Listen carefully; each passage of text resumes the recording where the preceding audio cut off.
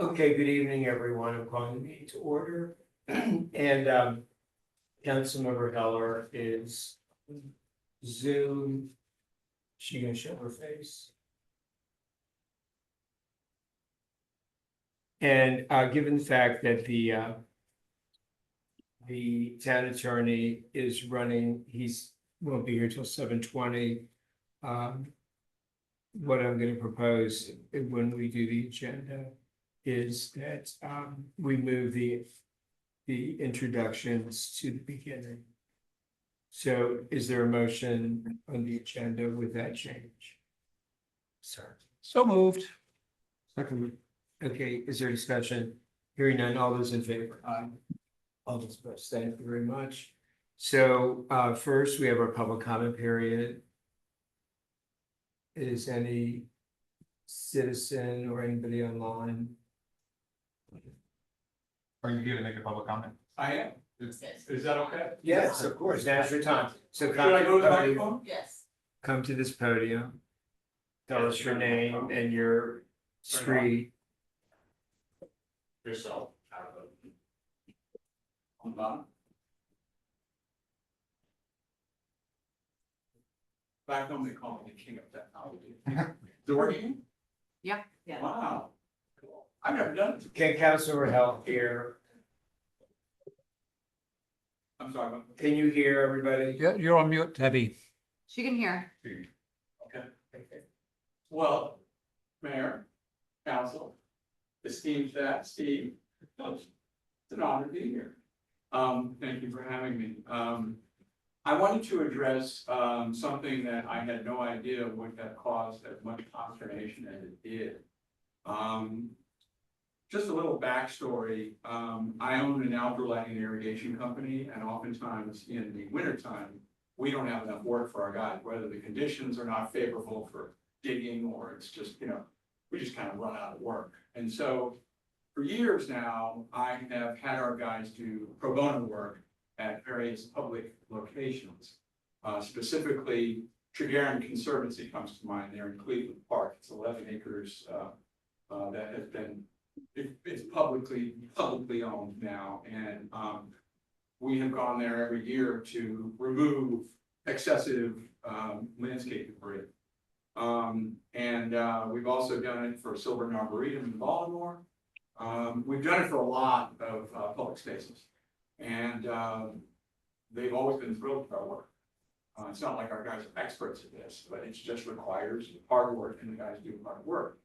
We've even done it for Little Falls Watershed.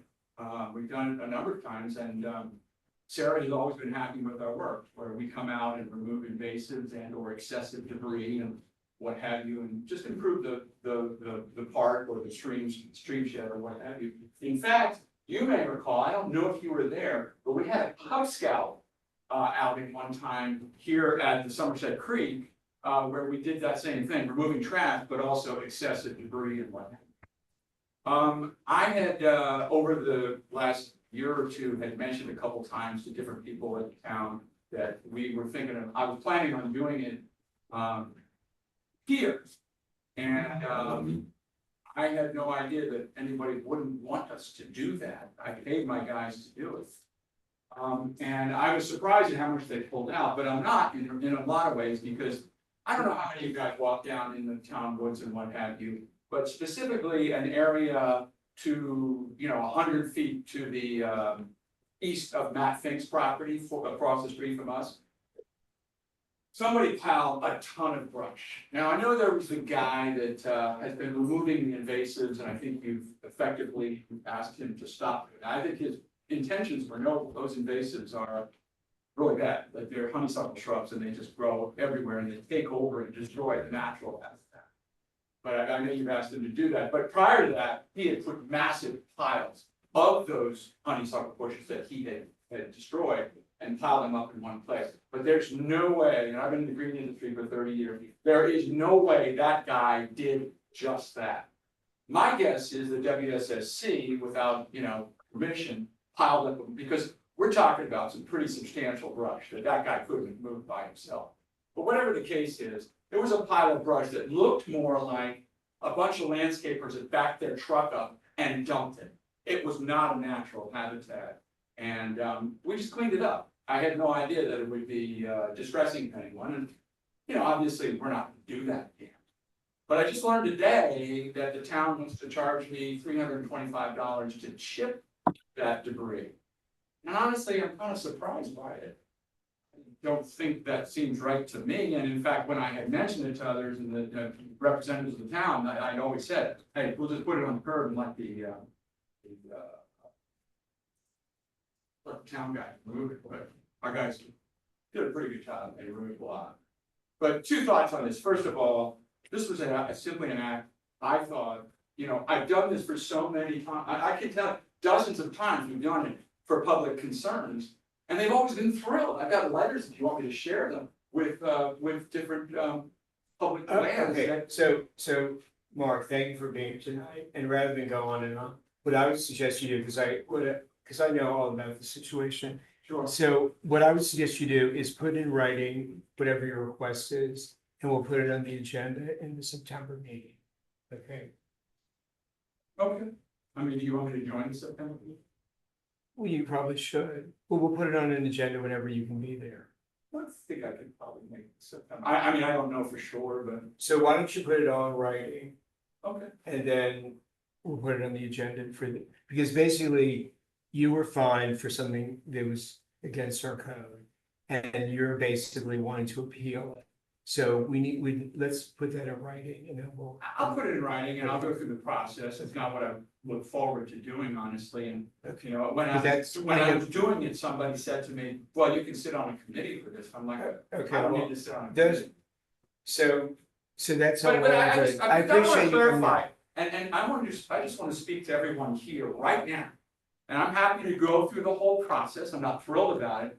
This was an act of kindness. This was an act of generosity. This was not some kind of an agenda. I mean, all I was doing was trying to be nice and clean up what was a real mess, a real problem. For those of you who saw it, I'm sure you saw it, it was a mess. It was not natural. Well, I don't know if everybody said, I mean, let's get all the facts out and have an opportunity for people to consider it, and then we'll put it on the agenda for. Yes, but I have to tell you, I've lived here for 23 years and I'm absolutely stunned that I learned today that the town wants to fine me for doing something that I thought was an act of kindness. I'm absolutely shocked and I'm disappointed. So I'll do the letter or whatever you want me to do, and you can tell me how to fine tune it. But I'm extremely disappointed, just for the record. Okay, thank you very much. Thank you, guys. So, given the fact that our town attorney is here now, We can reverse. do you want to make a motion? Okay, To go to the We'll agenda take as presented? Cindy, Just make a I motion to, propose that we take the introductions in the order that they were originally given in the agenda, Okay, numbers okay, 10 is there a and second? 11. Is there a second? Second. Is there a second? All those in favor? Okay, we'll go back to the original agenda. Okay, so I think, what else? Okay, so the next item is consideration of the consent agenda. Is there a motion? So moved. Is there a second? Second. Is there discussion? Hearing none, all those in favor? Aye. All those. Aye. Thank you. So first I want to thank our town manager for refining our agenda beautifully and making it even more professional than it was. So we will start with the section of our agenda tonight's public hearings. The first one is consideration of a permit extension request by Robert Herman for the property located at 5529 Surrey for an additional 3 months. Proposed new expiration date of September 12th, 2025. Mr. Town Manager. Thank you, Mr. Mayor. Mr. Rob Herman appeared at the May council meeting requesting an initial extension of 3 months.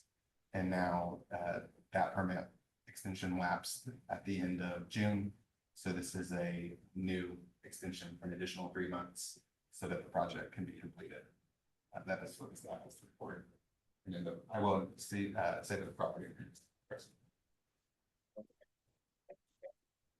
Okay, so do you wish to make a comment? Oh, it's you, right? Sorry. Did you want to say anything about the report? Okay, Council President, or do you have any questions? It's really of the town manager. I understand that there's really a necessary extension in order for work to be completed because the town is requiring that work. So I have no objections to the extension under those circumstances.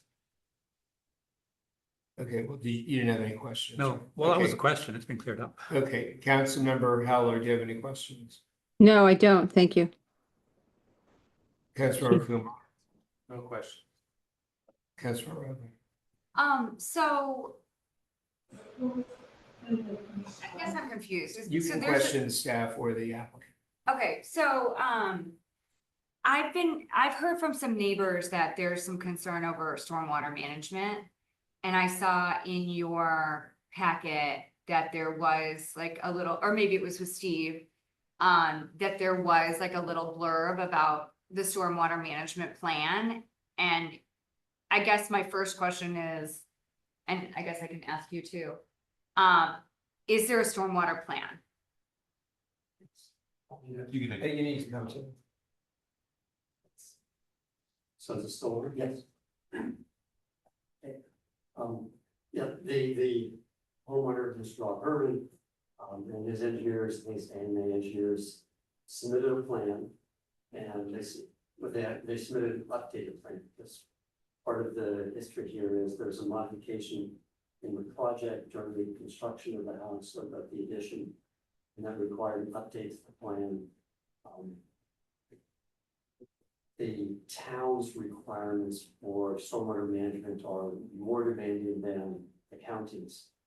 And the engineers apparently just referenced the county standard when they prepare their update. It amounts to a difference of like half an inch or a little bit more than half an inch of water rainfall that has to be handled on site. And I've talked with the engineers. They're more than willing to make some adjustments, basically make the rain garden a little bit larger. Mr. Herman is also aligned with this. Unfortunately, just this is all coming to pass. The engineer went on family vacation for like 2 weeks, so didn't have a chance to complete that before this week. Okay, so there's really not a town updated stormwater management plan And it that's will need to come to the council for approval or whatever, and how does that work then within this structure of the permit being extended, but not an active stormwater management plan? So the permit would be extended, but they would not be able to work on the stormwater management feature until it was approved by the county, until the amendment's approved by the council. There are other elements to the work that's required that beyond the stormwater management plan. Okay, and so for neighbors who have been concerned about the stormwater management or the lack thereof, what can we tell them? We could tell them that the property owner has a firm actively working on stormwater management plans. As Mr. Sicko said, the town has already seen one version of that. They're currently corresponding with us on the second version. And right now, since there is no August council meeting, hope is at the July work session, there can be a special hearing for that amended stormwater plan. There was a initial stormwater plan approved back when the council first approved the plans in 2024. But the increased stormwater management device is needed because it's two amendments to the plan. It's an amendment for the stormwater management plan, the rain garden. It's also an amendment to the patio because the applicants wanted to construct that patio bigger than on the originally approved plans. Okay, so as far as your views, like this shouldn't hold up the permit extension? No. Okay, all right, those are my only questions, thank you. Okay, Councilor Khanna. Yes, so I think the town manager partially answered the question I had. I'm trying to understand the timeline here. So this in the building administrator's report, it says there was a stop work order issued on March 31st. because of fence code and violation and the larger patio. In May, we approved an extension. We are now here in July. So I'm not sure I fully understand that in the intervening 3 months, the fence code was not resolved, the larger patio issue was not resolved. And so we now have to do another 3-month extension for things that were not resolved in the previous stop work order. So I'm trying to understand, there must be some history here or something that I don't quite follow. Since, I mean, you identified these issues in March, and here we are in July, and the same issue is identified again in July. So what exactly is going on? Why were these issues not resolved between March 31st and today? So who's your question to, Mr. Serpa? I'm not sure. I think it's to Mr. Serpa. We actually might need Mr. Herman to provide a bit of background. I know that he is working, the homeowner is working on these issues. There's submitted a fence permit application to the county that details exactly what's being built. And we're waiting on the county to come back and approve it. And he's been working with AMA engineers. You can ask. Take, Yeah, so maybe the applicant could explain If you what, want, and I, Step up. no, we have two. Oh, it's good now. So you can stay there. I mean, there was, the fence Survey. issue was identified as early as March. And so my question is simply is what's happened between March and now on the fence? The patio issue was identified also in March. And what has happened since March? And today regarding the patio, the fence and the patio, what's the history here in 3 months? The fence. There's a long history to the fence, and I think you guys are talking about in the front of the house. I'm only Yes. referring to Yeah. to Mr. Circo's. Well, I took out that part of it. Yeah, I was gonna note that the fence has been resolved, Or actually. the fence has been. Yes. The neighbor though has not, Yeah, that I understand. Yes, that's a separate thing. Yes. Okay. and then as far as the patio is concerned. He's on vacation and we're waiting for the plan. My understanding from what the town manager said is that, if I understood correctly, you're actually going to ask for the patio to remain where it is today, unchanged, so that's going to be a requirement of the council to approve an amendment Well, plan. there's kind of two options that the applicant has is, the applicant could either, basically fix the patio to comply to the already approved plans, or, he could seek an amendment with the council for the bigger patio that's been constructed. And that's, of course, up to both the applicant and then, of course, the council to make that decision. And So- So what is the decision we're taking today? we're going to approve an extension of the permit, and that lifts the stop work order, or? That would not lift the stop work order. Oh, okay. So So what will lift the stop work order? Because if the stop work order is not lifted, this extension, we're just eating into the time of the extension again. That's what I don't know quite understand. what So it why is. don't you just, So to the extent it may help, I wanted to point out what is in the notice of violation letter and accompanying the stop work order. When a stop work order is issued, a notice of violation letter is sent and says, here's what you need to do to abate the violation. So step one, the applicant was instructed to get an extension to the expired permit. Mhm. And then the next step will be for the applicant to decide, do I want to seek approval retroactively for what has been built? Do I want to remove the non-conforming construction? Or do I want to build it to what approval I have? So that decision's not been made yet.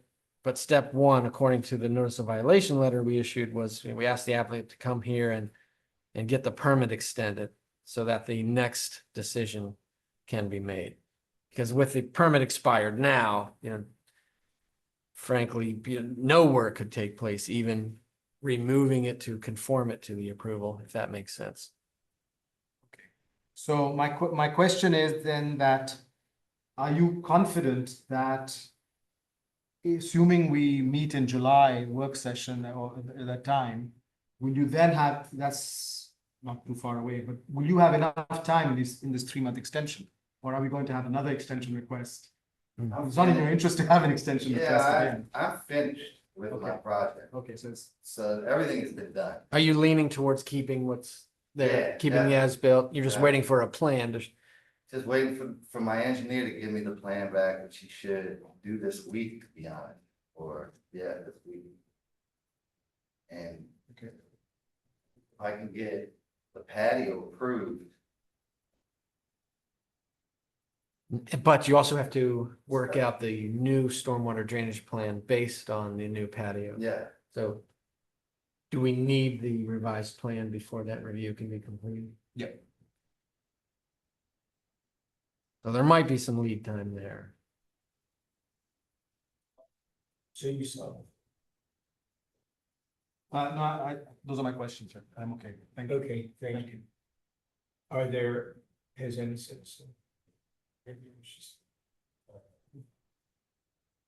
Okay, so this will close the hearing part, and I'll turn it over to Council President's leading discussion decision. All right, so the way I understand it, as it's been explained, is that first element to finalize this and is to get an extension to the permit. And that's what we're doing tonight. And without the extension to the permit, nothing else can be done. So that's it. Anybody think differently, or is that? That's good. Okay, the only thought I have is we give it a more. So it operates at least a couple of months of the meetings is better than the time to come back to us. you're I proposing, was just thinking, Mr. Chair, and conferring with the manager, we do have to give 10 days notice to residents about the amended permit. And that 10 days, yeah. okay, extension then, October 15 is what. that's 4 months.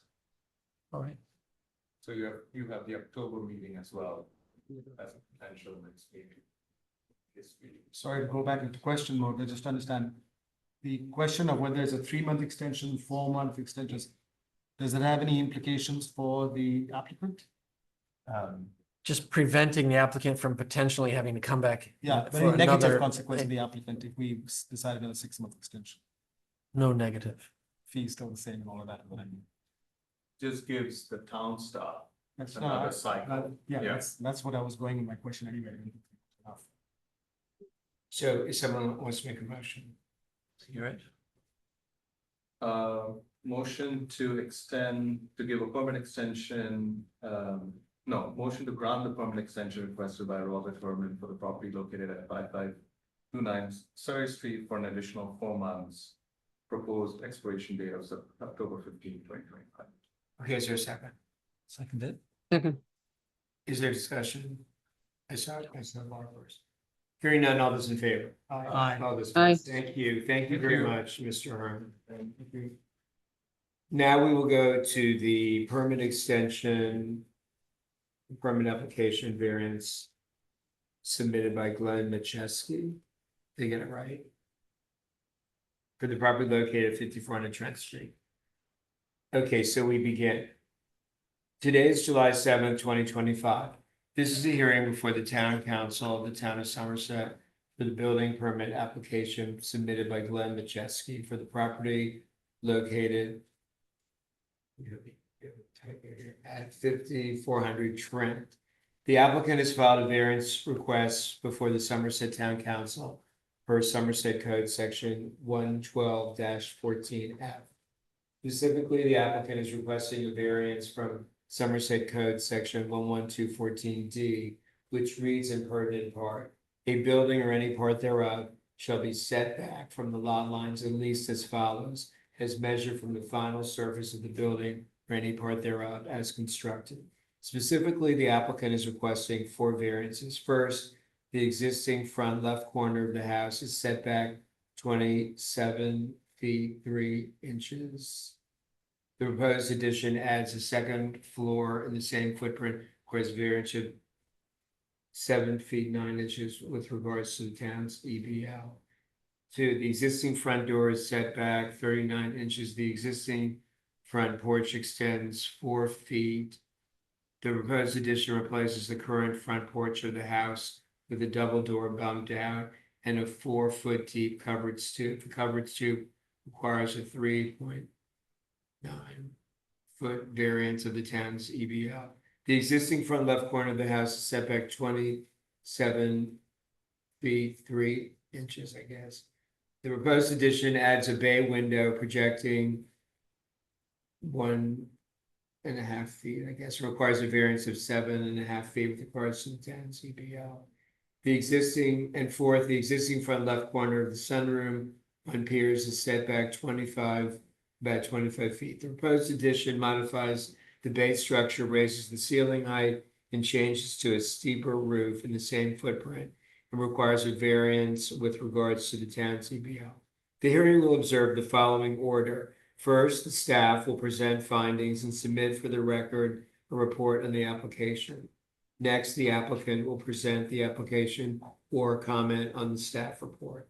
Following that, the town council will have the opportunity to ask questions of the applicant or the staff relevant to the application at hand. After that, other interested parties will have the opportunity to ask questions of the applicant, present comments to the council. Then, if necessary, the applicant will have the opportunity for rebuttal testimony, and then the public comment period shall be completed and the record closed. And after that, the council will deliberate and discuss among themselves the merits of the case, the findings of fact, and conclusions. The council may make a motion on a permit decision. If any opposition is presented, the town attorney will be asked to write a decision, and a permit shall not be issued before the expiration of 30 days to allow time for an appeal. If no opposition is presented, the town manager will be asked to issue a permit. We will now begin the hearing with the presentation of the staff findings and reports. Mr. Town Manager. Thank you, Mr. Mayor. As background, in May 2025, variance permit application was submitted by Glenn Machuski for the property located at 5200 Trent. As previously stated, the applicant is looking to receive 4 variances in regards to the established building line. At this time, no building permit application has been filed with the town. They're just seeking the variances at this point. I sent out the required advance notice to neighbors 10 days prior to the hearing, and included in the packet is the permanent administrator's report, the notice, and 3 concept plan, and in the preliminary concept plans. For the technical aspects, I'll turn it over to permanent administrator Steve Zerko. Did you receive any comments from? I did not receive any comments from this. Thank you.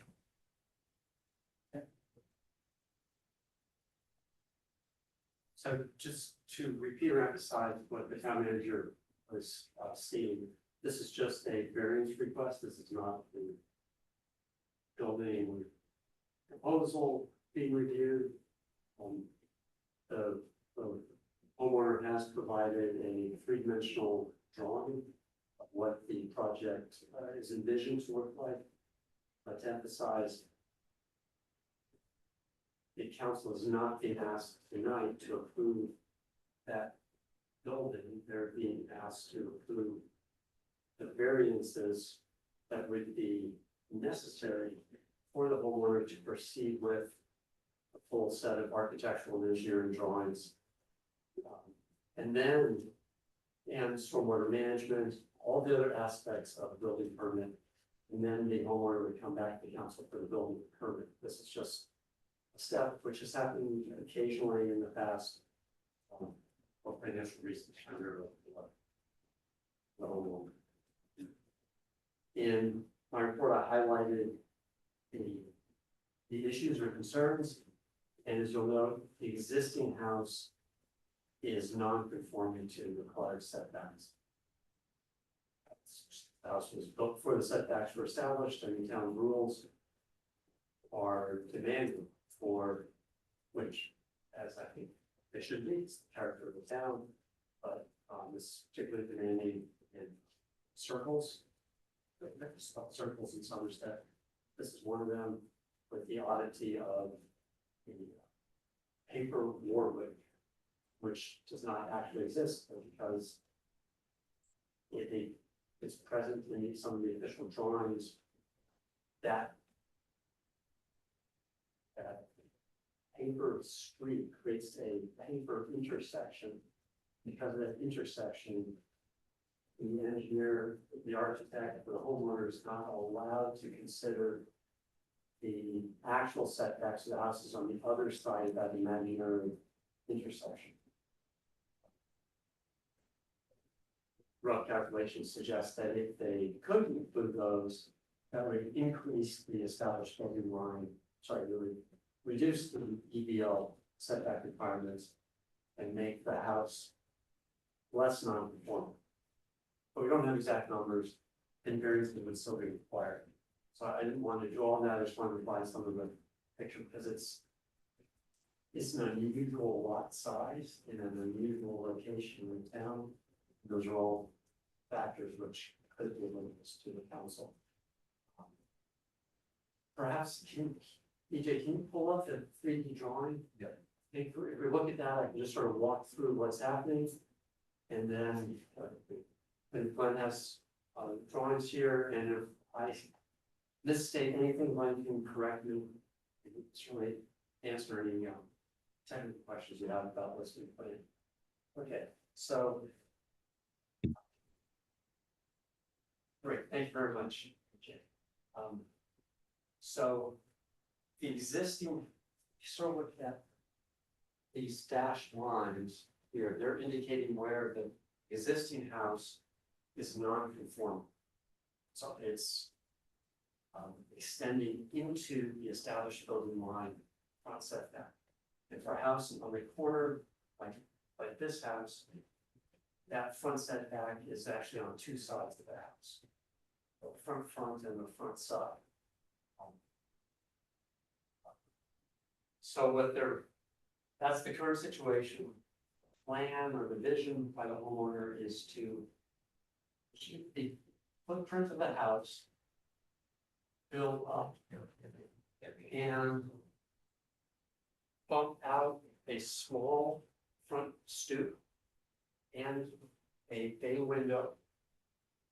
And that's it. The other things you see are from the build up. And when you're building up over non-conforming structure, then the new structure you're building is also non-conforming and requires a variance.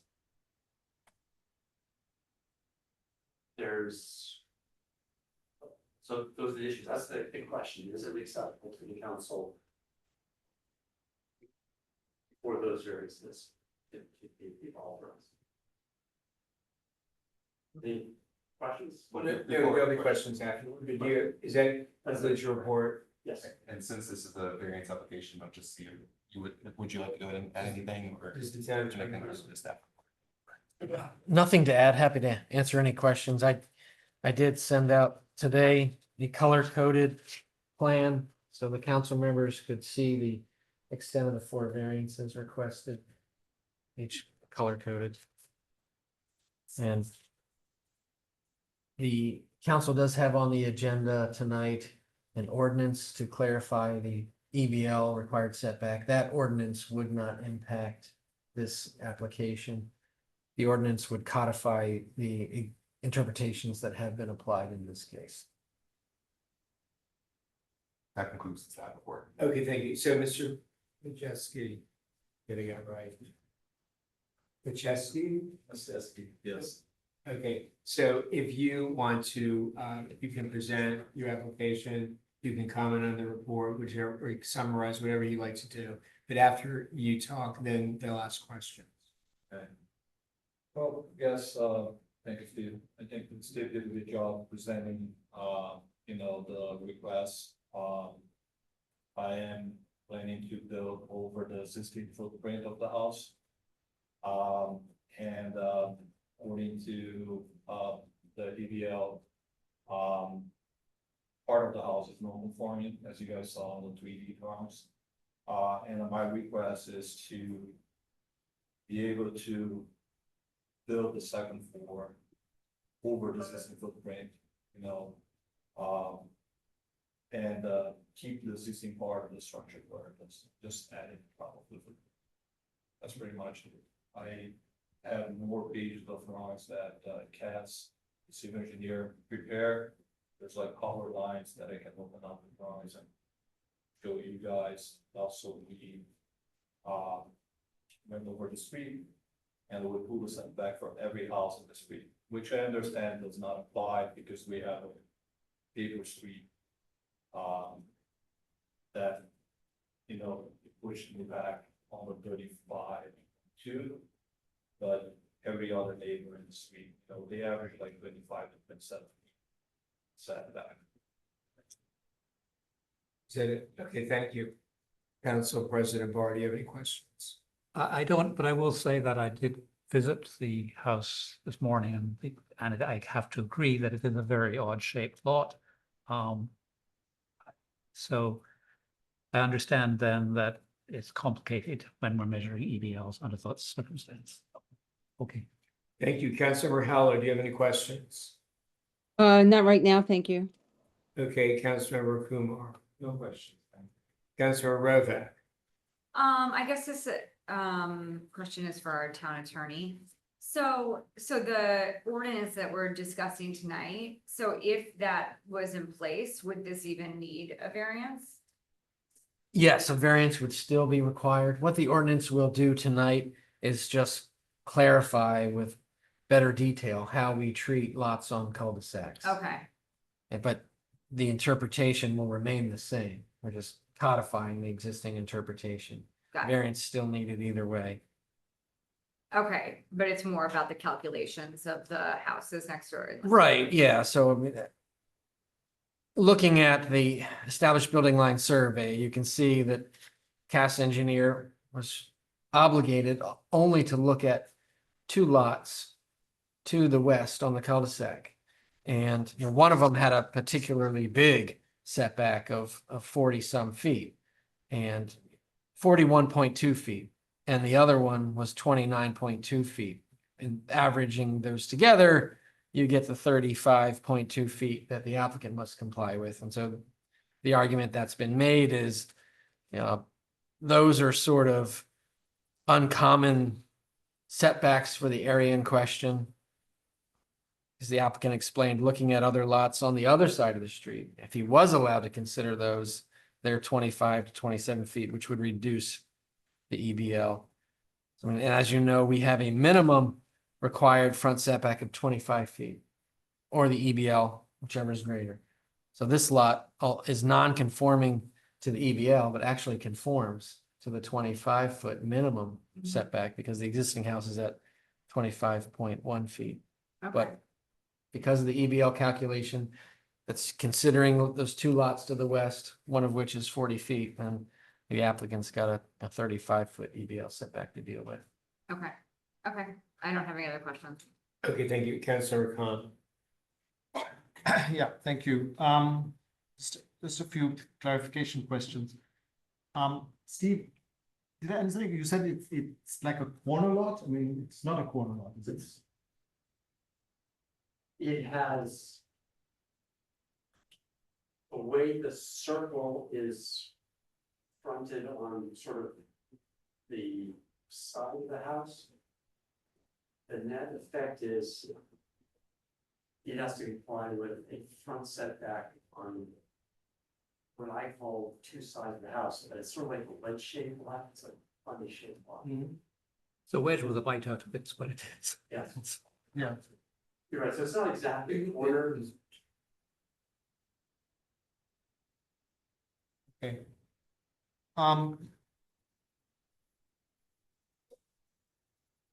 Okay, I want to just clarify because I think we have different rules for corner lots anyway, right? Yes. So it doesn't. That's a good question. Right? Second question I had was just for me to clarify, if this were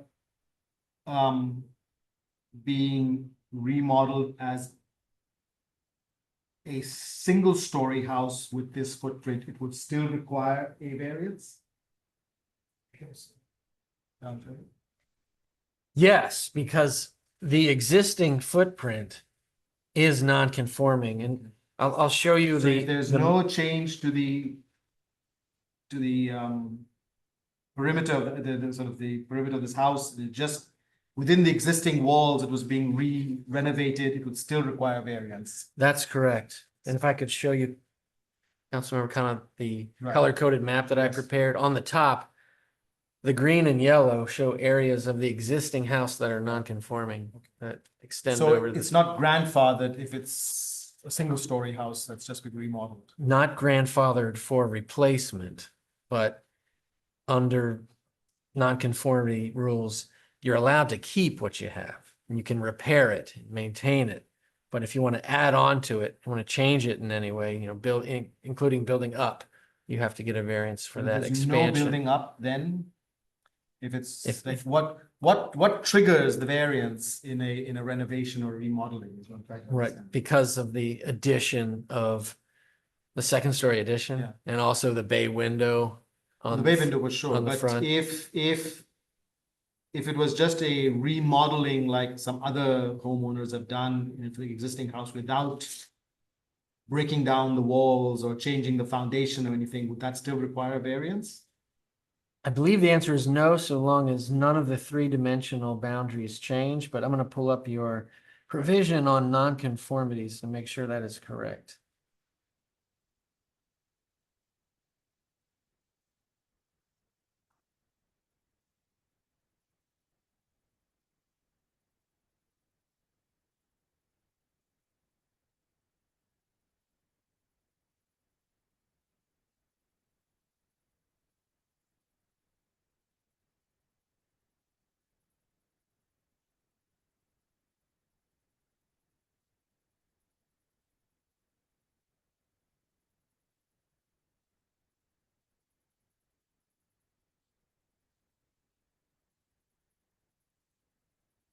Oops. I don't know, maybe in the meantime, maybe Steve, other question, maybe something you could answer is, you mentioned that we don't have a building permit yet. So does this mean that when we get the building permit, we can revisit the variance approved, or the variance is approved and it's The cast variant- in stone? The variance would be approved with the condition that a town building permit be issued for plans that are what you've been presented. So in granting the variance tonight, if you were to grant it, you would be granting the variance for the elevation that has been presented and the specific building elements, but there'd be a condition that a town permit would be required for those, not yet knowing whether that permit can be issued because stormwater drainage has to be And Planned. you also re-explained, Mr. Township, yes. why it's better that the applicants come first for the variance. Sure, so it So can be, everybody yeah, gets a refresher. it can be very expensive to prepare the final set of plans and to design stormwater drainage, not yet knowing whether a variance would be granted. So the code allows an applicant to request a variance first based on preliminary plans before going through the expense of full design. And we prefer it because. Yeah. Because then the hearings, a big mess, when you say. That's right, Mr. Mayor. So do you have any other questions? No, I'm just waiting for the answer. The other Oh, yeah, yeah. question. So, I want to clarify something that I perhaps glossed over just to make sure we all understand. Essentially, we're talking about a second story addition, a bump up on the existing footprint. And when it comes to the variances that we're talking about in the 3D drawing, that's completely true. There's a bump up plus a bay window coming out, plus a shift of the front porch. But there is a small addition in the rear of the house that is proposed. No variance is required for that. But it is a small change to the, I just want to get that out there. The existing house will be demolished, is that correct? No, No, he's Or just this building will on not top. be demolished. So building on top of existing footprint with an addition in the back and a small bump out in the front. That's in compliance with the established building line or setbacks. with the addition of, the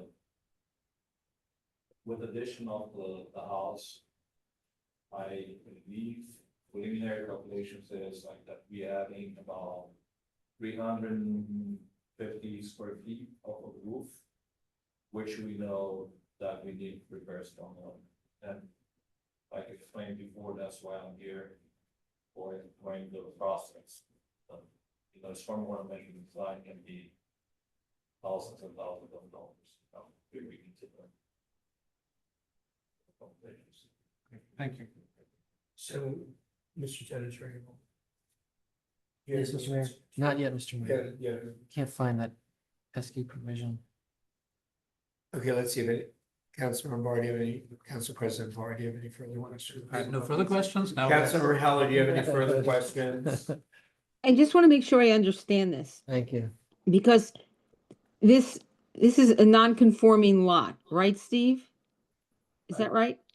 The house, in current existing house is not conforming to the town's established building line. So therefore, if we granted these permits, these variances, we wouldn't be in a situation where somebody else can come by and say, well, you gave it to them and not to us, not unless they had a very similar lot. Is that correct? That would be better suited for the attorney. Yeah, that's the kind of, did you hear? Yes, I did hear the question. So in granting a variance, the creation of precedent is always a consideration. However, one variance decision is not necessarily legally binding on a ladder because they're all case specific. And unlike a decision issued by an appellate court in Maryland, the decision by an administrative body like the town council is not legally binding on future councils. That said, you don't want to be arbitrary. You generally try and treat everybody the same way. And if someone did present a similar lot and with a similar non-conforming house, then you would, as a practical matter, rely on your prior rulemaking. But variances are always very fact intensive. Just the different configuration of a house could make a future request somewhat different. I mean, one argument that you can make here, if you were so inclined, is that the proposed construction is arguably modest in scale because the applicant's building over an existing non-conforming footprint. The extent of the new encroachment area is limited.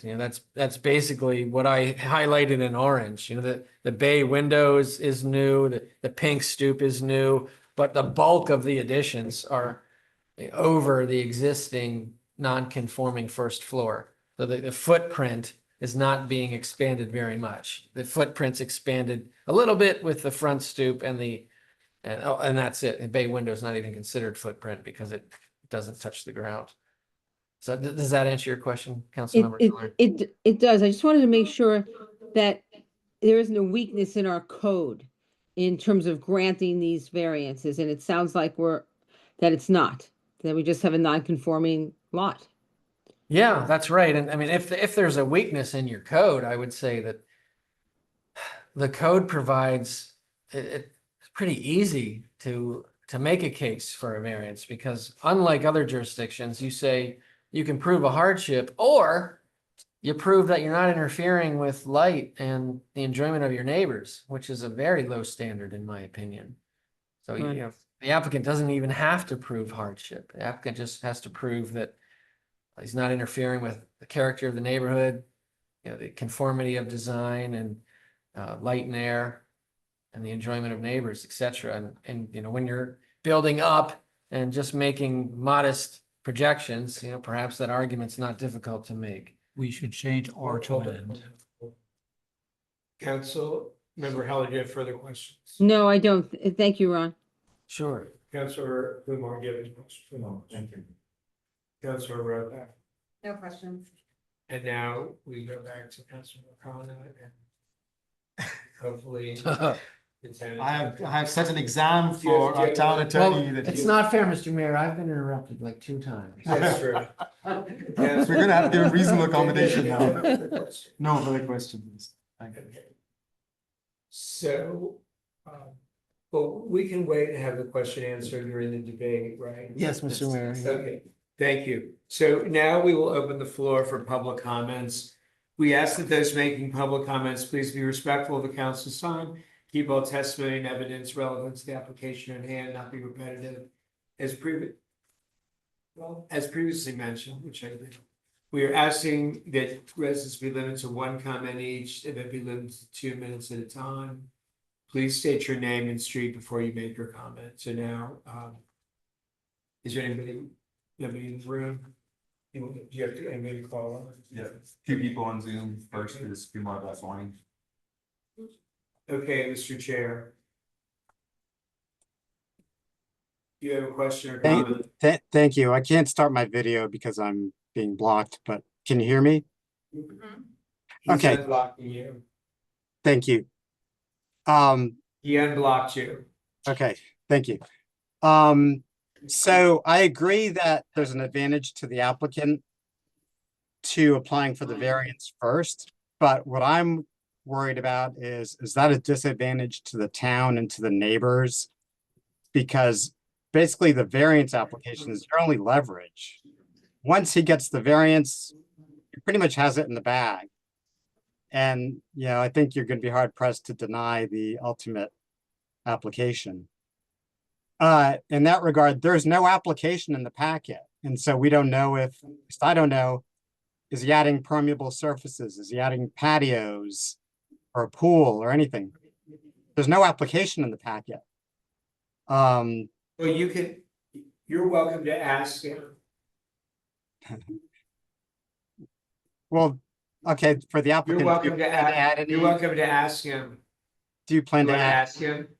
do you plan to add any impermeable surfaces?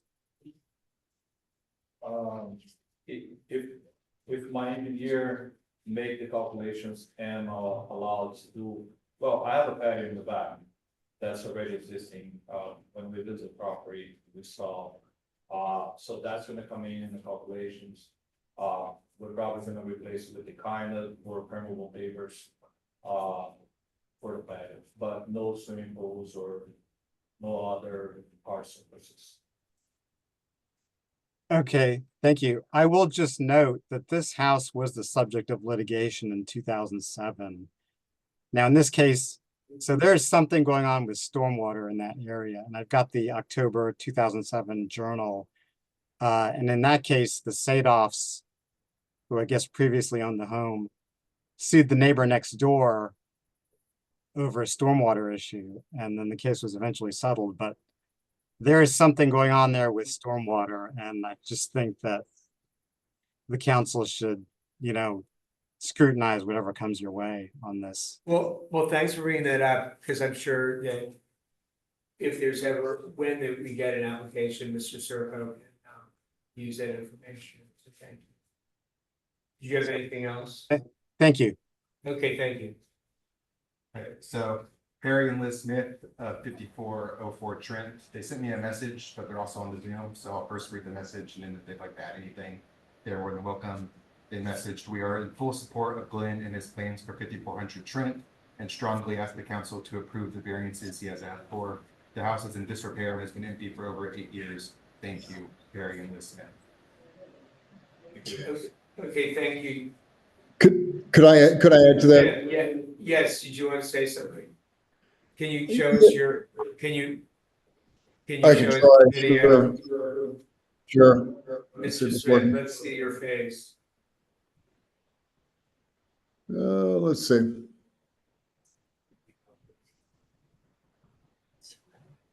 The town manager's trying to help you. Start my video. There you go. Oh, well, you can't see me that well, but. It's kind of dark, yeah. Yes, sir, it your is. comment. Thank you for your comment, but do you have further comments? I'll just be brief. I think that what we like to say is that this has been a big gap at our end of Trent with the house being empty. And we know the Sadloffs, they haven't been there for a long time. We've seen the house go, be constantly having issues of disrepair. And it's time to get somebody in there. And Glenn, you and I spoke. I'm all on board with, the plans that you have for it. This is not a major tear down and a major renovation. He is adding a different level to it. But I would just say that as far as the variances go, that's not my bailiwick. But I think that he has a good plan, and it's time to get some people in a nice family, in this house, because it's at the point where it will burn down at some point or something, because it's just falling apart. And I give you a lot of credit, Glenn, for actually buying it and wanting to do what you want to do with it. But we're in full support of it. And I see, we have no objection at all as far as, what our perspective on it. And we've also polled some of our neighbors as well, and everybody feels the same way. So I'll leave it at that. Okay, thank you very much for joining us tonight. Okay. Thank you. Thank you. So this concludes the public portion of the hearing. The record is now closed. The council may now discuss and deliberate on the findings of fact and conclusions of law, and may vote on the application.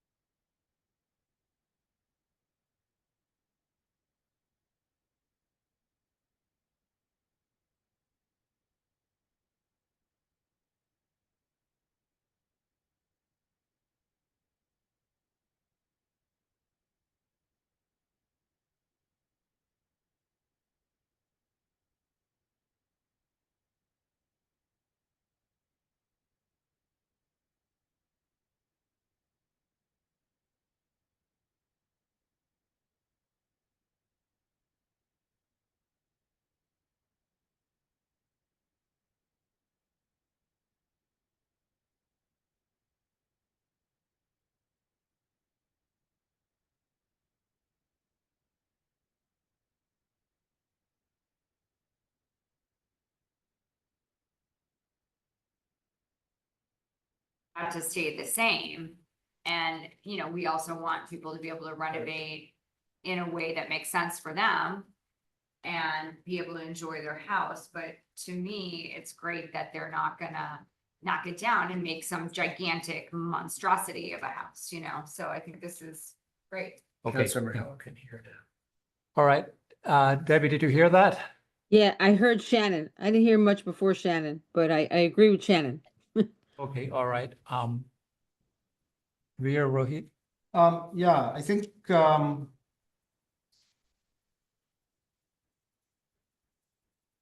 mean, for me,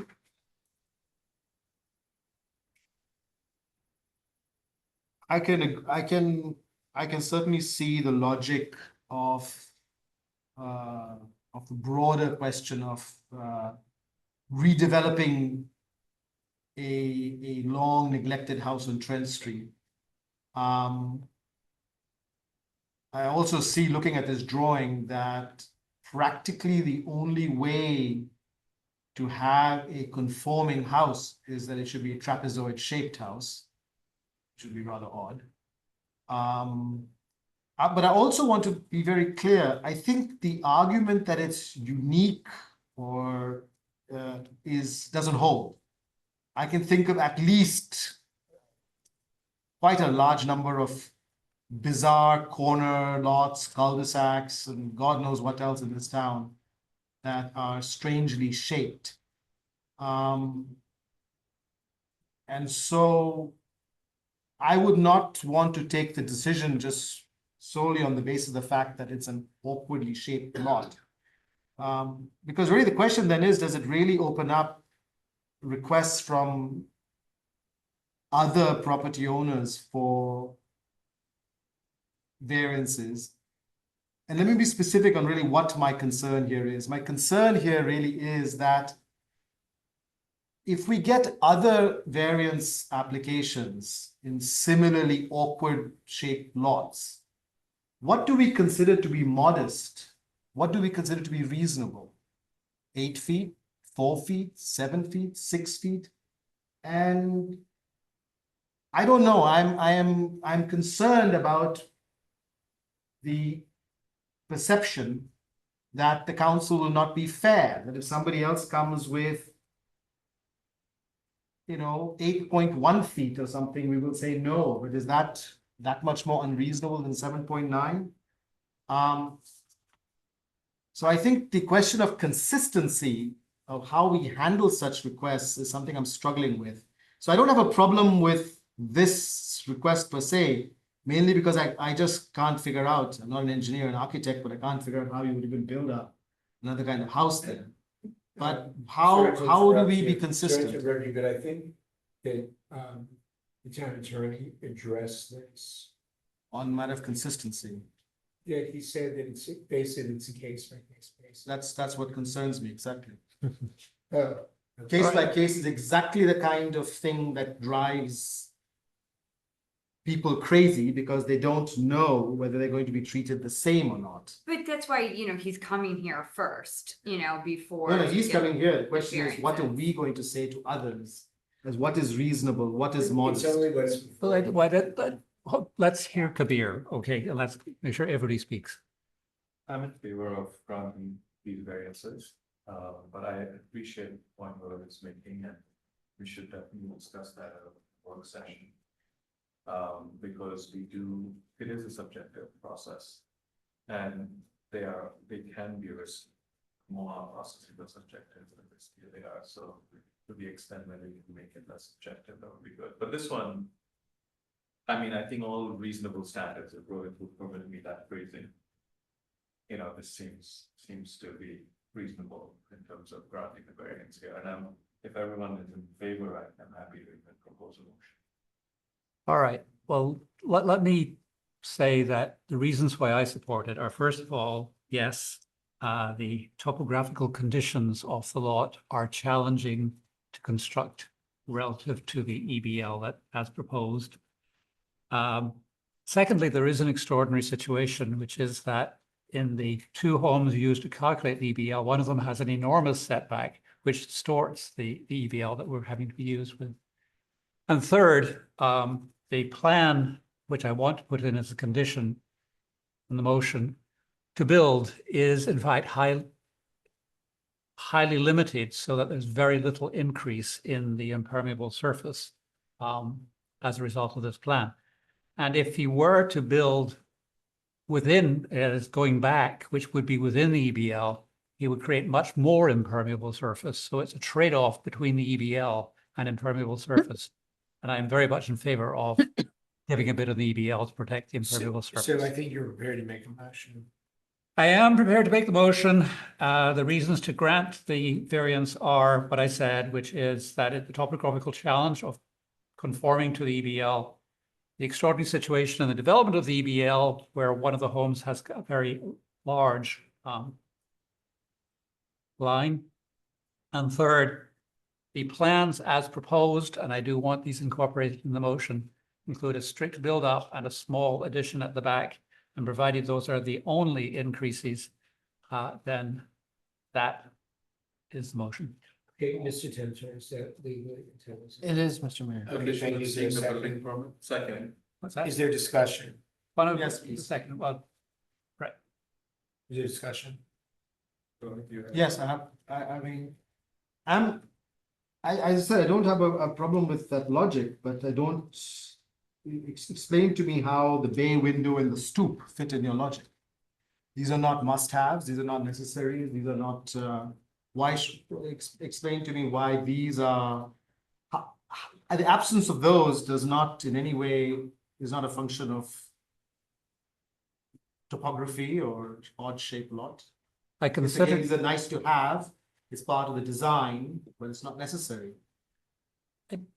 the bay window does not increase the impermeable surface. But it does extend into the EBL. Right, but Why should we agree to something extending the EBL that's not and it necessary? still minimally increases the impermeable surface.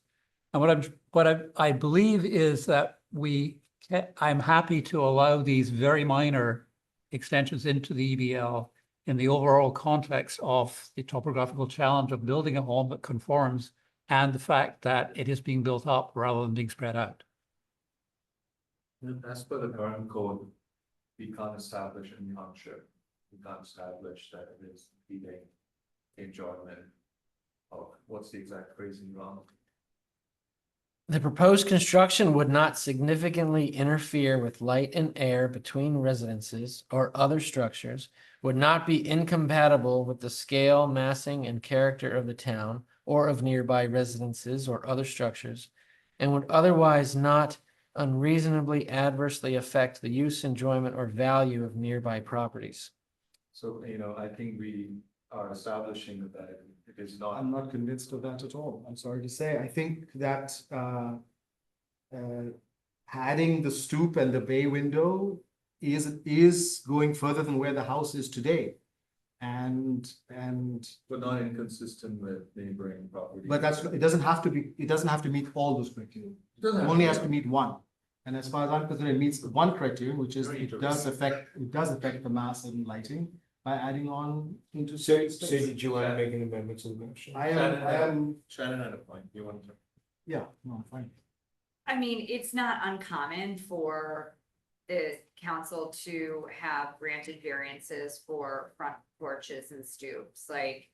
I'm not saying that it's right, but I mean, if you were to look back in our precedents, like we do that because they're not obstructing the light and the air, because it's like an airy stoop, you know what I mean, like, and. Instead of moss. heavy moss. Yeah, there's definitely, even on a house like mine, we've been told like, if we wanna someday add a front porch, like, there are people that have that happen, all throughout time. And Rohit, one of the other conditions in the permit, early support for the permit, is that the EBL is extraordinary in this case because it's distorted by one of the two homes having a very long line between the front of the house and the edge. If it were a more reasonable EBL, the bay window and the stoop would be conforming. So I think that has to be, that is part of the argument for supporting it. Do you want to propose an amendment? Sorry, what is a reasonable, you said it was a more, you said a more normal EBL? What is your definition of more normal EBL? Something like, 25 is the minimum, so 25 to 27 is kind of normal. And that's what the homes across the street are.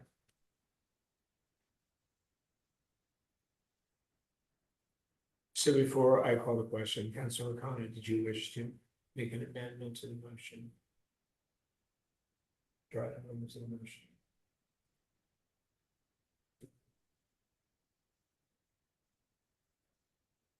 No, I think that you can go ahead with the vote. It's fine. Okay, is there further discussion on the motion?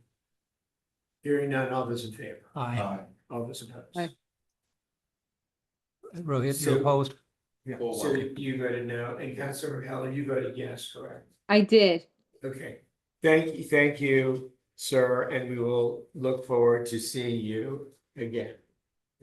Now we will move to more hearings on tree removal permits. The first is consideration of a recommendation by town arborist Dr. Tolbert Feather to remove the town tree located at 5602 Warwick Place. Dr. Feather.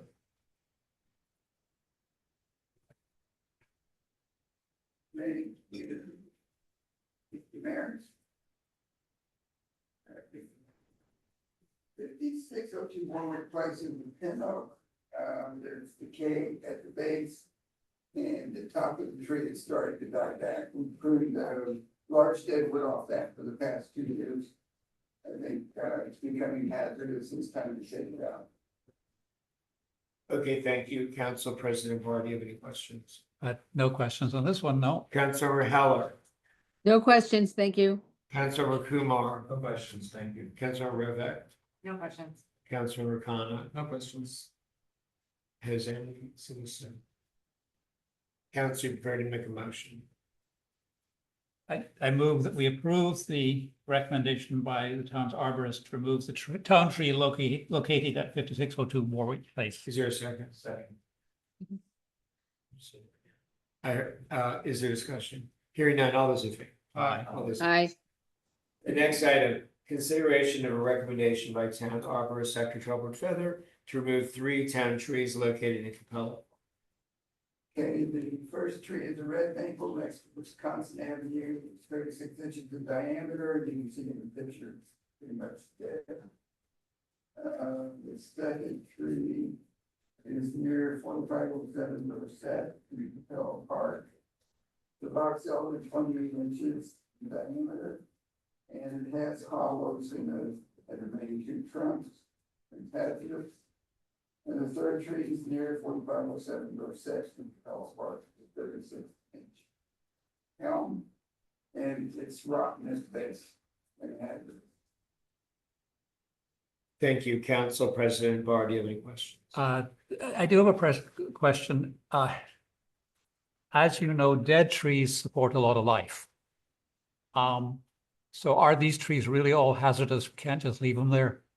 Yeah, the 2 by 4507 are near their property, they're thin, so they Okay. all of them. The other one on Wisconsin is near the sidewalk. So it's going to fall on the So, sidewalk. I All would right, say okay, take them that's fine. If it were across the street, you know. I would say yes. Yeah, okay, all right. Thank you, Council Member Heller, do you have any questions? No, I don't, thank you. Councilor Kumar? Just to clarify, we're talking about item B on the agenda? Yes, sir. Okay, all right. No much. Okay, Councilor Rovak, No questions. Councilor Khanna. No questions. Is any citizen? Council, you prepared to make a motion? Yes, I move that we approve the recommendation by our arborist to remove the 3 town trees as described located in Capella Park. Is there a second? Second. Second. Thank you. Is there discussion? Hearing none, all those in favor? Aye. Aye. Thank you. Next item, consideration of a tree removal permit submitted by Brian Borders for the property located at 5520 Grayston Street. Dr. Fett. This is a, 34 inches in diameter. And, the top is sparse, but the base, as you can see in the picture, is completely hollow. This probably should have been taken down years ago. So it is hazardous, I recommend, allowing the resident to remove the tree. Okay, thank you. It's Mr. Borders. Please say. Okay, thank you. Council President Barty. I have no questions on this one. Councilor Heller. No questions, thank you. Councilor Kumar. I don't have a question on this one, but since this is the last item, I have something with Dr. Feather, which is there have been at least 2 or 3 trees recently that have fallen in town. They're not town trees.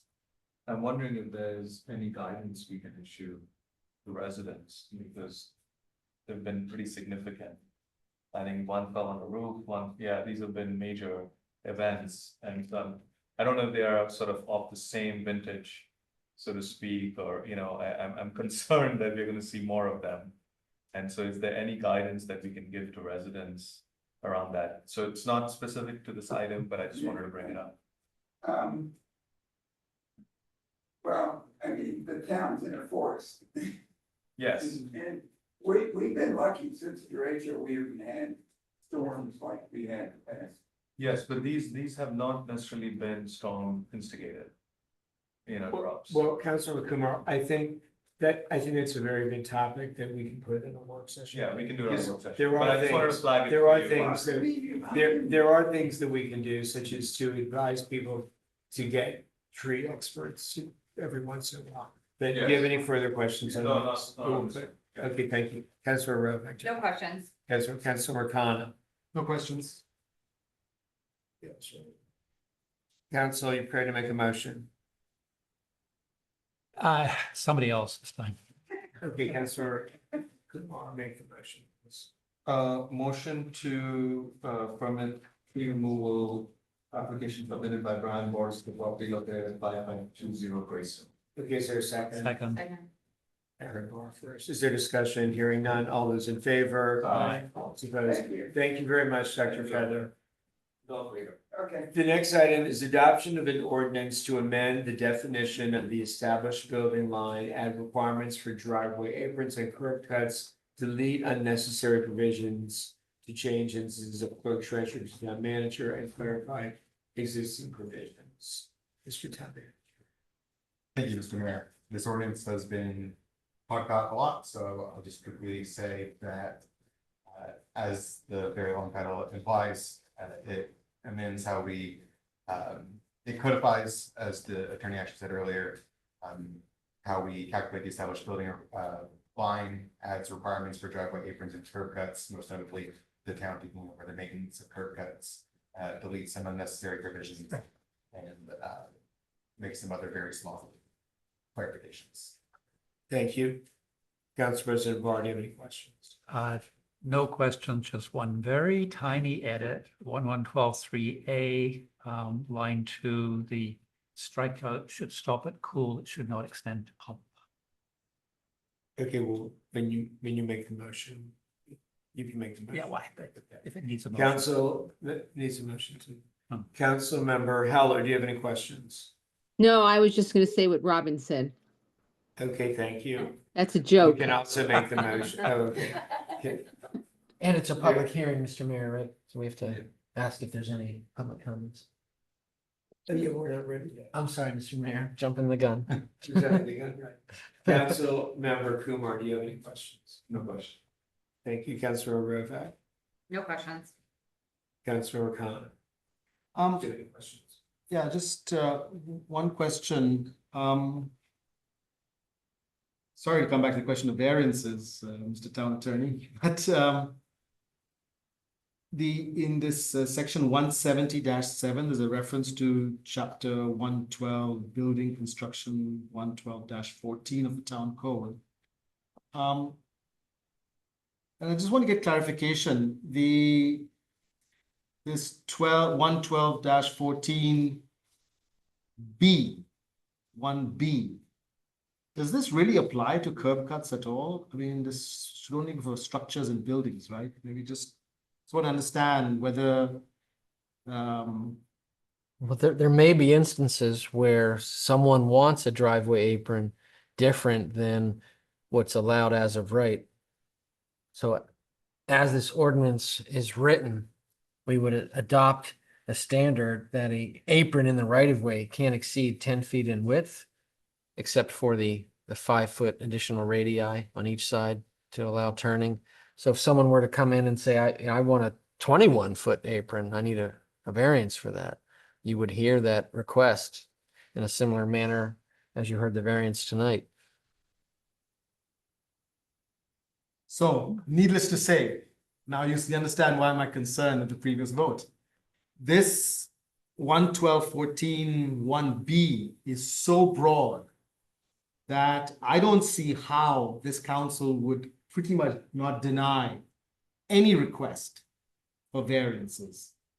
I mean, this is one of my concerns, is that we have these rules and then we have such broad criteria for variances that essentially the decision-making is pretty subjective. And I am a bit worried that, we don't have clear objective criteria. Whether it's 8 feet, 4 feet, 6 feet, I don't know. If you have terms such as enjoyment, light and air, I mean, I don't even know how, somebody could easily prove that it doesn't interfere with light and air. And I wanted, Well, I think. so this is why I vote, to clarify, this is just to go back to previous, just having a discussion. This is why I had no reason to oppose the previous applicant at all. I am extremely concerned that our rules regarding variances are too loose and very unfair to those that we say no to, because it's subjective. And here's a classic example of how we have made rules regarding curb cuts. And anybody, literally anybody could come. And under 112.14, 1B can come up with any reason for doing something wider than what the rest of the article says. Okay, so. So just to clarify. A few minutes ago, Councilor Kumar requested that we have a discussion of this in work session and possibly, and remember the code is a living document. So for tonight, you could take this out or you could amend it and take it out, or we can continue to work on this and clarify. But we're not gonna come up, we don't need to legislate that tonight because we need a lot more discussion about it. So, But I'm glad you pointed out, but I think that's what Councilor Kumar requested a few minutes ago, that we pursue this. So that's my response. yeah, So anyway, did you have any other questions? I was simply going to ask, I don't know if can I propose an amendment now? Well, no, because right now is we're Discussion. asking questions about it, and Yes. so you were asking questions, but we have to go through the hearing, so then when we go to you can consider. Making an amendment. So, do you have any other questions? I had another about it? question, which Go is, maybe if someone, maybe the town attorney can just, give me some background as to the grandfathering, I guess that's, if you want to call it, is that the correct legal Yes, term for it? yes. A and B. Was there any particular reason to have grandfathering in perpetuity? Is that considered legally the right way or the best way to do grandfathering? Or is it best to have even grandfathers die at some point? Yeah. Yeah. Great, Much as I love my. great question. So Thank you. I would say typically grandfathering provisions are the exception. Typically, when you adopt new code standards like new setbacks, there's an underlying public policy that you want nonconformities to go away over time, and new construction should conform. That grandfathering provision you're referring to in the town code, though, is somewhat limited. It just says you can build to the rear, so long as your addition isn't any closer to the side. No, this is for the curb cuts. So just clarify, these are the curb cuts. It says, if there's any curb cuts in place as of December 5th, 2011, they shall remain lawful and may continue in use parenthetically in perpetuity. And that's my question is that the norm to have, to allow for something to remain lawful forever? With driveway aprons, typically, yes, because it's perhaps more burdensome or unfair to tell someone you've had a wider apron, you've enjoyed a wider apron for 20 years, but if you go in to resurface it, we're going to make you reduce it. Maybe we can come back to this when we have, I might have some amendments to propose or an alternative way to proceed. I mean, and just for purposes of discussion, at the last meeting, you also raised concerned about whether the town should be agreeing to maintain sidewalks Right. in perpetuity. So there hasn't been much discussion on that issue either. So if we're looking to take things out and put them aside, that might be something as well. I'll come back later. Thank you. Okay, are there any comments from citizens? Okay. So, now it's time to, make a decision. You know what I really recommend? I would recommend that we table this to the September meeting so that we can work on some of these good ideas that everybody has at the July work session. And we still have an August work session. Yeah. But I think that tonight some very good points have been raised, and this whole ordinance, there's nothing that's so timely that it has to be passed tonight. That's my recommendation, but now it's really up to you. I'm fine with that. We can come Same. back to it. Yeah, So, there's so no I hurry would on it. suggest, so that would be my suggestion, somebody make a motion to table this to the September council meeting. All right, I'll move to table discussion of the ordinance on established building lines and driveways to the September meeting. Is there a second? Second.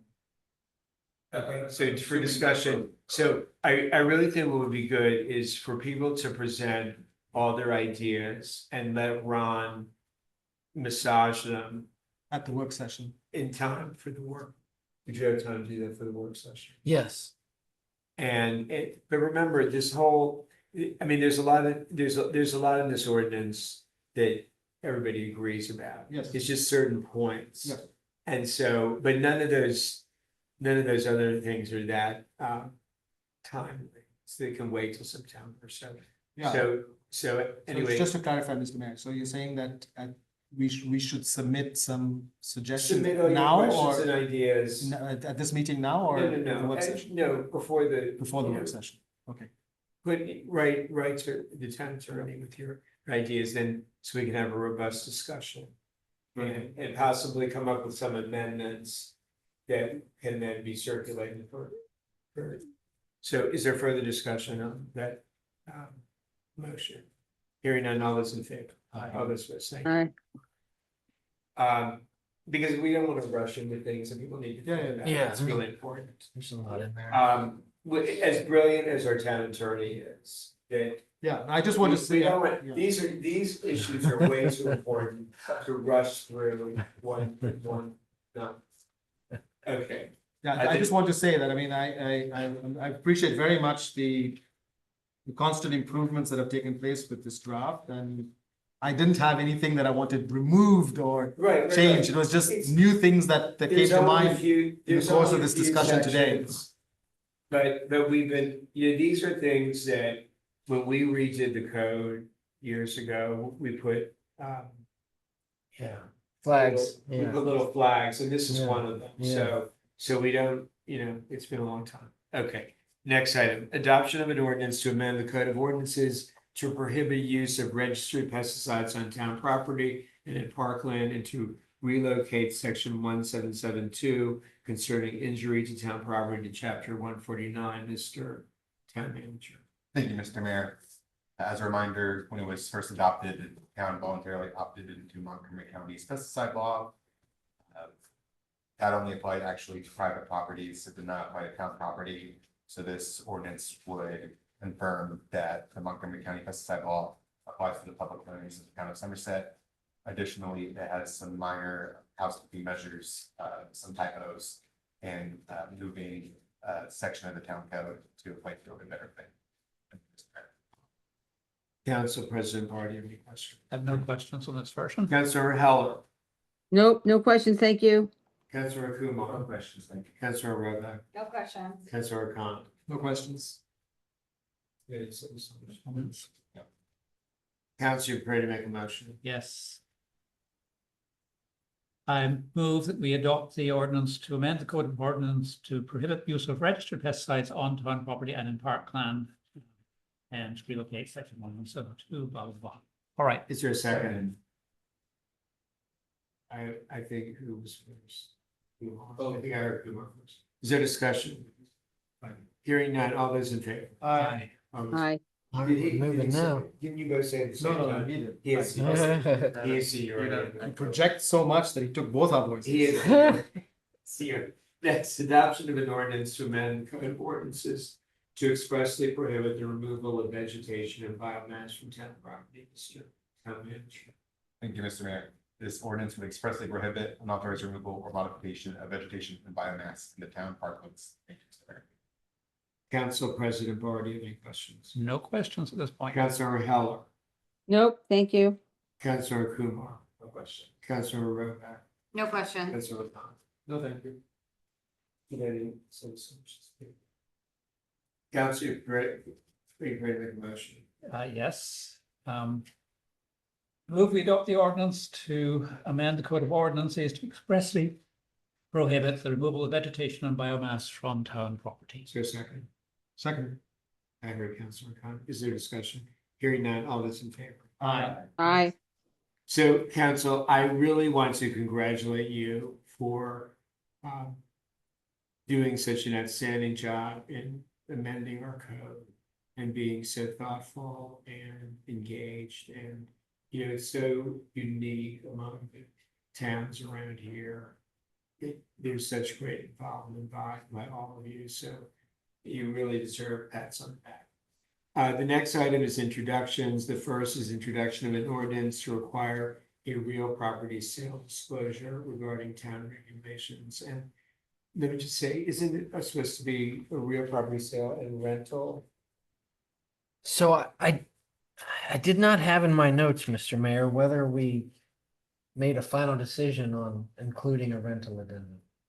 I think you did. Then, yeah, I haven't, Didn't we want that? Yes, we did. We need that. Yeah, Okay. we're left with the issue, though, that what's expected of a renter is different. There's less expected of a renter, and But we decided we want that, so, yeah, we do. but we can, okay. so, but that can be introduced separately. Yeah, I'll make that change. I did make the change Yeah. requested by, So thank you. Yeah. Council, Mr. Town Manager. You want to say, and you want to say? Yes, thank you. Thank you, Mr. Mayor. This ordinance would allow the town to engage with the Greater Capital Area Association of Realtors to develop a disclosure form that would be attached to property sales in the town of Somerset that would inform prospective buyers of our regulations and procedures separate from Montgomery County. Thank you. Right, but it would also, besides working with the realtors, it would also require anybody. So not every property is sold using a form with G-Call. So the reason why the town attorneys recommended this become a law. Mhm. Is that correct? that's right, so that the disclosures are mandatory. Right, and so then we will also work with the association, right? And that's why we also want it required for, okay, but anyway, thank you. Council President Moore, do you have any questions? Well, yes, sort of. We got a revised version of this ordinance at 6:45 this evening, and I want to make sure that everybody has seen the revised version. That's, Remember, this is just an introduction. yeah, I know, I'm just saying, we're all talking about the same thing, is what I'm trying to get at. Wait, what, Because, what questions do you have? all right, the issue is that the revised version adds to the, on the notice of building regulations piece of it, Town Code Chapter 112, information on that we have variances. So it said, the revised thing says a variance is required for any construction that does not strictly comply with the building code requirements. What I would like to see is strictly taken out. That's it. Does not comply with the building code requirements. That's Okay. discussion. Well, if Is that- everybody agrees. Yes, yeah, Is that's, that the only change from the version that was sent out earlier? Because I have not Okay, read but this. hold version. on, you'll get you, okay. Do you have any other questions? No other questions. Councilor Heller. Remember, it's just an introduction. No questions. Okay, Councilor Kumar.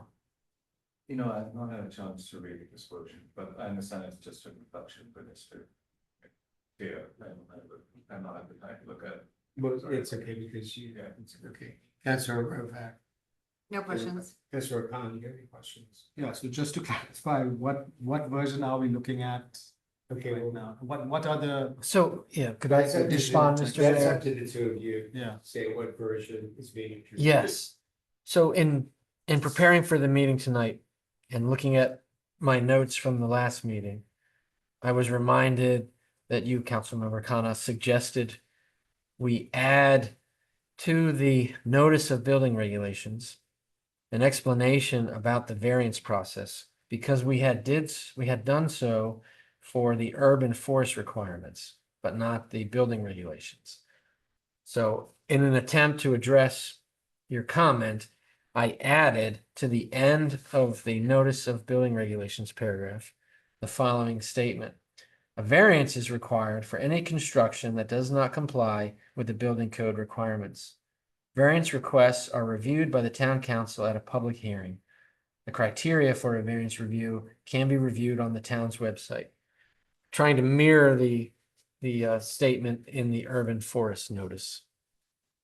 So do three of you agree with that language? Yes, I'm fine. Okay, I have some other questions. go ahead. Yeah, no, so just, there were a few other items that I had, requested revisions last time, and, you know, maybe just to clarify, whether we can add them now or how. Well, it would be better if we add them now, so Yes. that that's what goes out Yes, to the public. very good. And if three of you agree, then we add it to it. Very good. Okay, so my requests for revisions are on page 2 in paragraph C. There's a reference to and supplemental public safety, which I had asked that we strike out. Since that is a bit confusing regarding our supplemental public safety. We don't have. Okay, the three of you agree to that? Yes. I agree with that. Okay. And then to replace okay. that instead with a little bit, more comprehensive to say, and maintenance of sidewalks, streets, swimming pool, and tennis courts in the town. Okay, you three of you agree to that? Yes. Okay. Sure. Sorry, no. I've got a few Yeah, more. apologize. Yeah.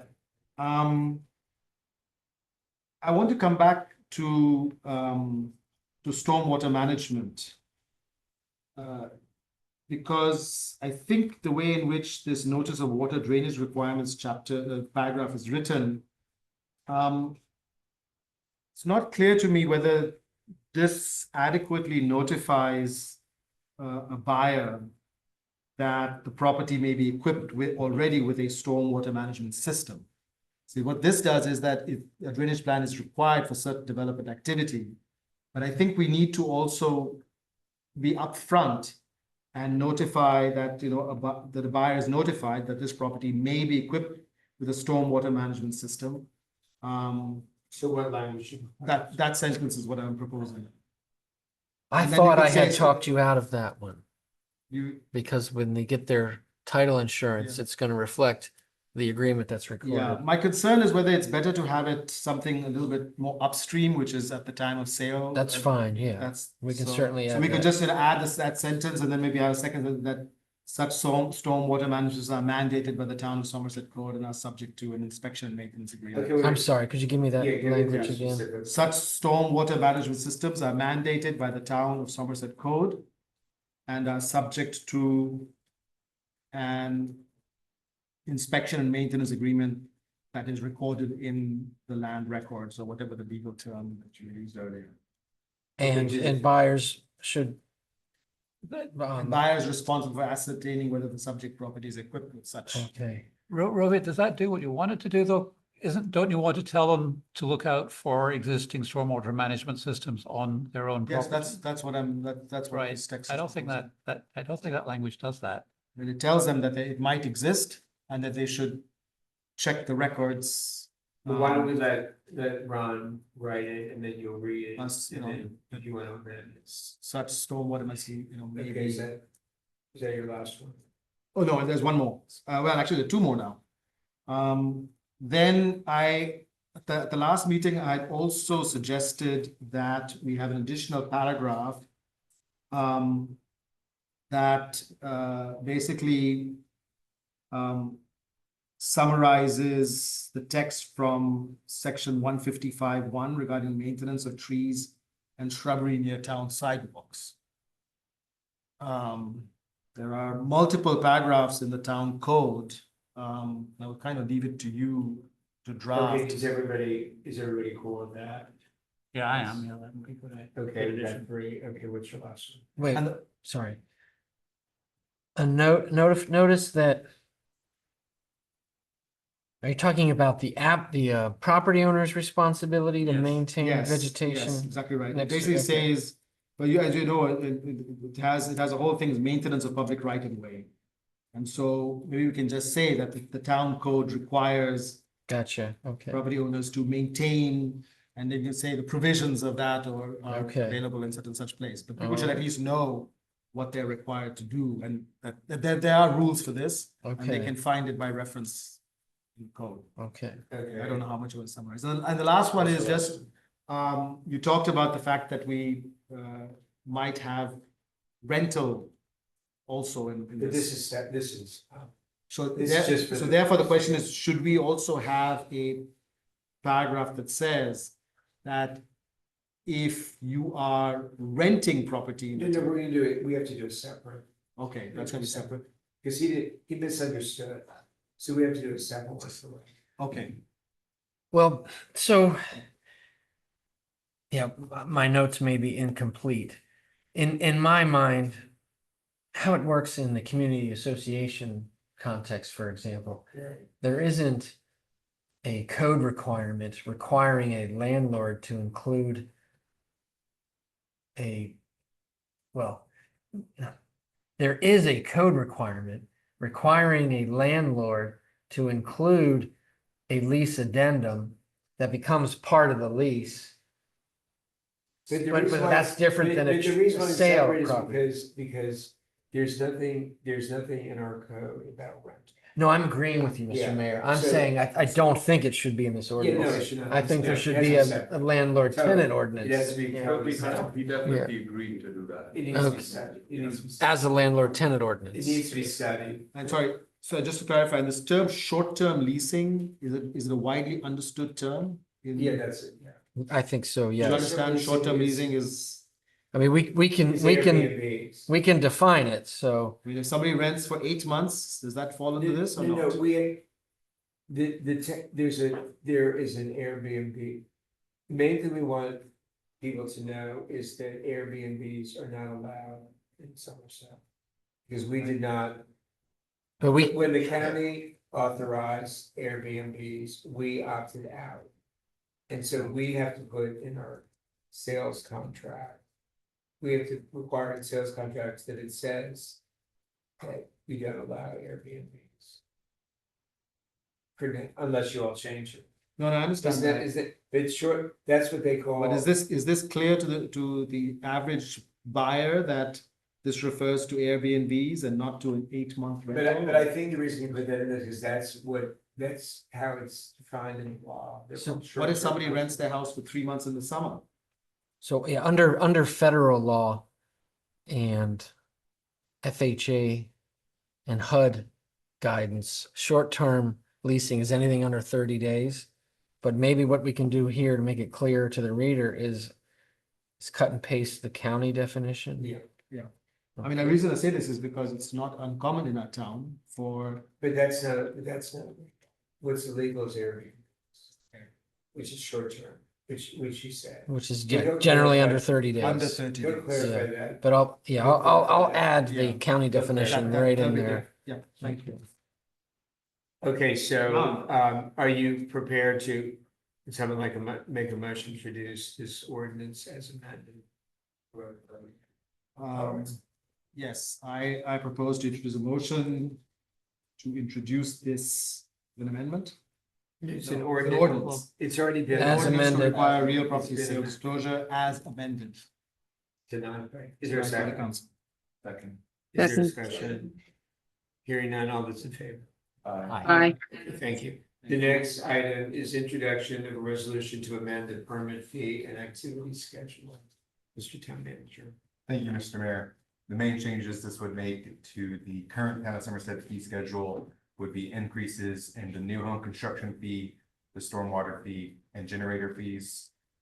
It would also increase the town hall rental and early bird swim fees. It would decrease the water aerobics fee, and it would establish a food truck deposit. Thank you, Mr. Mayor. Council President, Barr, do you have any questions? I have no questions on this. Councilmember Heller, No questions. Councilor Kumar.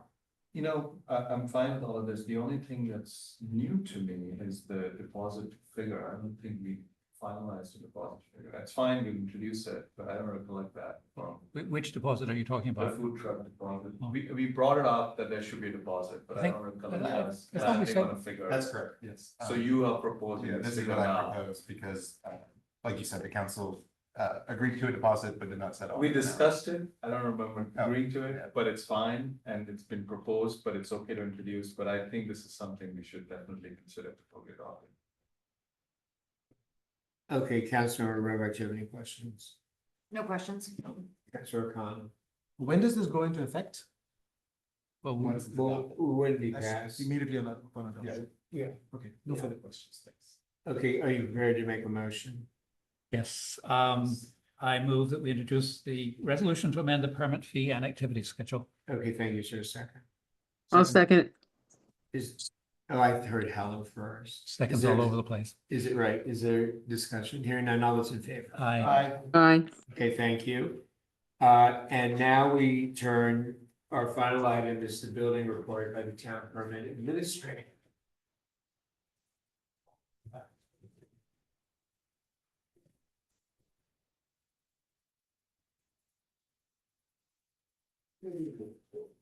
Really have two documents that we can refer to as you look at the status of building in the town.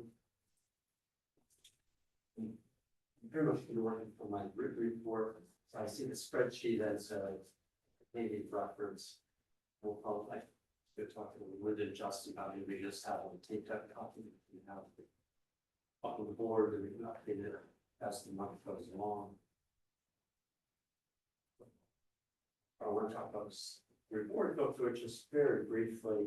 I highlighted changes and updates in yellow in the written report. Some of the major changes are with 4822 Humboldt. They're getting going on that project, it's a significant project. And they also had one of those, the two trees fall down that they were talking about. The two new home construction tear down builds, 4714 Essex, 47 Fallstone.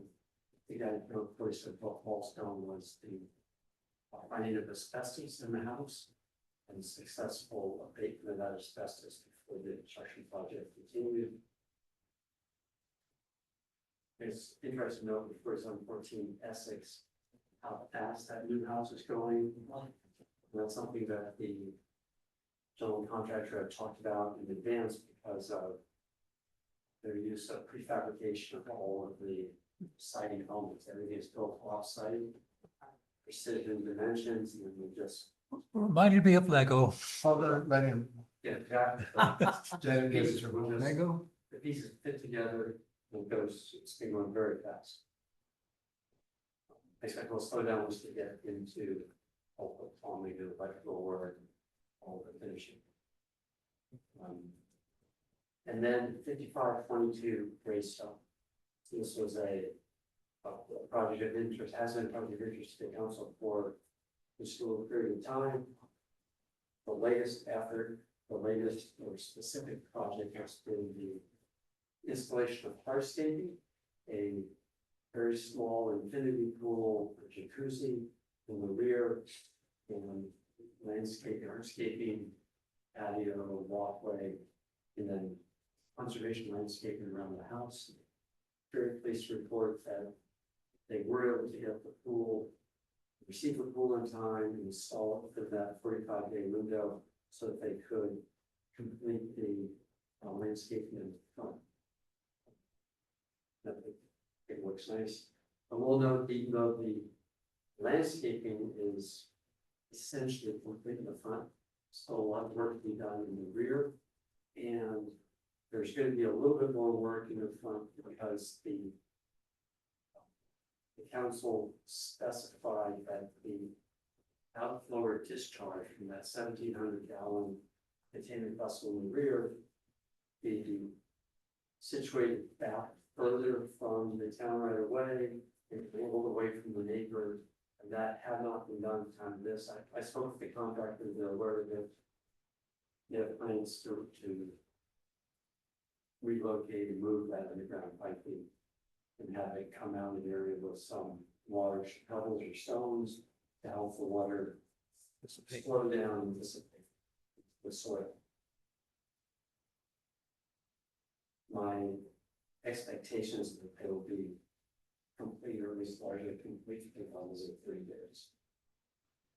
And when it's the, we talked about 5529 Surrey, 5400 Trent, those are all the major highlights. Are there any questions? Thank you. Council President Barr, do you have any questions? I have no questions. Thank you. Councilor Heller? No questions. Thank you. Councilor Kumar? Questions, thank you. Councilor Rovak? No question, but I love the highlighting, that's so helpful. And Councilor Khan? Yes, I have a few questions. Thank you. So this 4716 Fallstone. You said on June 25th, homeowners agreed to correct the issue. Do we have an agreed deadline or a date by which they will do it? The end of August. Okay, thank you. Then on 5522 Greystone. So on one side of the driveway, there is no landscaping yet. When do they expect to have that done? I don't have specific, I know they've been using that sideway to access the rear. Right. And they have to need to, I'll check this week, but Not the since Central landscaping Valley put in. Containment Vessel is Yeah, in the I ground. really have to go there. Part of the construction process is to put like bluestone, small stones all around it. And they have to compact it like every foot as they come up, so it's a slow process, have to bring vehicles back to do that. Expect they're almost done, but. You are comfortable that work is progressing at Okay. pace and there's not the kind of slowdown or stoppage that we had in the past. Things are moving, right? Yes, yes. That's it. Then I had just a question. I think it's the one on Essex. There are no parking signs that have been placed along the curb in front of the construction site. Are those the towns or has the contractor done it? I mean, Great question. I think you're referring to the Fallstone. oh, sorry, yeah. And speaking, the contractor asked if they could put those up Okay, because the town's no parking sign is partially obscured by some shrubbery. And the contractor wanted to make sure that his contractors knew that there was no parking there. They weren't supposed to park. Well, we're working on all the signs. Not just the signs, the street signs, we're also working on having better temporary signs. Yeah, I will say there was an incident this morning. Fortunately, it wasn't a crash.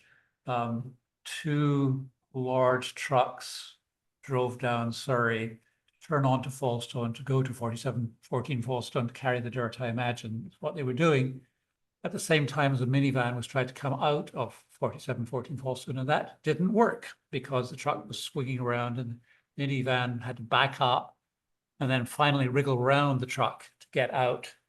And I'm not at all sure if we can give warning to people when these large trucks are coming, but it might be an idea because that was very close to an accident. Okay, Councilor Khan. no further questions. Okay, Thank you is very there a much. motion to adjourn? So move. Second. Thank you, everybody. Thank you.